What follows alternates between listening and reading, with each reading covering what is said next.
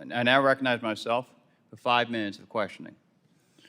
Mr. Ruggiero, can you characterize Rosatom's support for China's nuclear weapons program? Yes, they have delivered fuel to some of China's nuclear reactors. The Department of Defense, the Assistant Secretary, I believe, for Space Policy, testified before Congress about the role of those reactors in producing plutonium. And the department was so worried about this particular subject that it actually took that part of his testimony out and published a press release to highlight it for the public.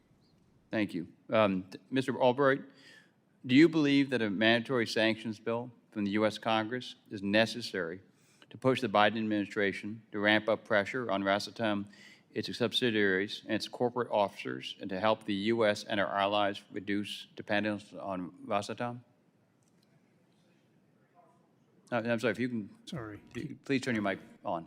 Is it on now? Yes. Okay.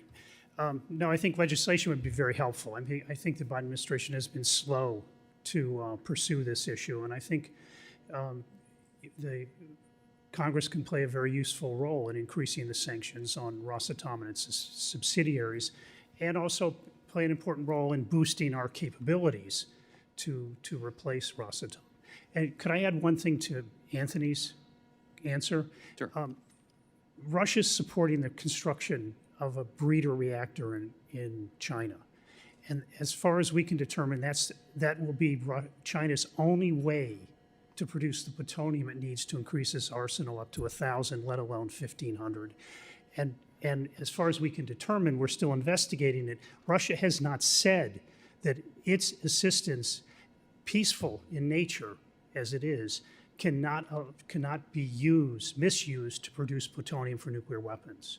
The U.S. has always taken that kind of position in supplying nuclear assistance, but Russia has not, and so through Russia's assistance, China may be getting the only way it can to dramatically increase its nuclear arsenal. Okay. Mr. Ruggiero, your answer to that question? Your first question, regarding the correct. necessity to push the Biden administration to ramp up pressure on its subsidiaries, on Rosatom and subsidiaries? Right. As I noted in the oral testimony and the written testimony, this is all about a strategy. It really starts with a strategy, starts with the alternative suppliers that the professor mentioned. I wish this was easy. I wish it was as simple as just putting Rosatom and people on an entity list, or excuse me, on the SDN list. You could do that with some of the senior leadership, but it's going to require a plan, and it seems that the administration is not on that pathway right now. And if to continue with you, any serious sanctions effort against Rosatom will require responsible but narrow waiver authority.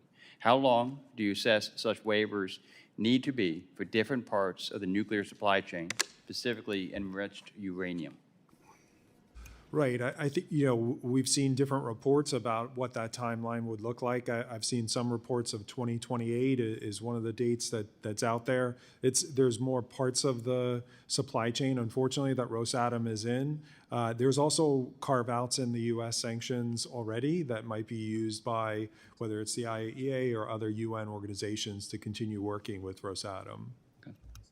Mr. Albright, in general, how would you assess Rosatom's commitment to nuclear safety and security, and what safety concerns exist over Rosatom-built plants still in operation in Europe and around the world? Well, I think we recently did a kind of an in-depth look at safety concerns at the Bushehr reactor in Iran. And so it's a little hard for me to talk about Europe, but at Bushehr, you could clearly see that there were immense safety problems that were being pointed out by WANO teams, were pointed out by the IA investigatory teams, and it was based on Rosatom providing a deficient reactor. And so I think Rosatom lags behind modern safety considerations that are applied to Western reactors. And so I think the Rosatom presents a safety. And in the Bushehr, you do have to wonder if it could have a major nuclear reactor accident. Thank you. I now recognize Ranking Member Keating for any questions that he may have.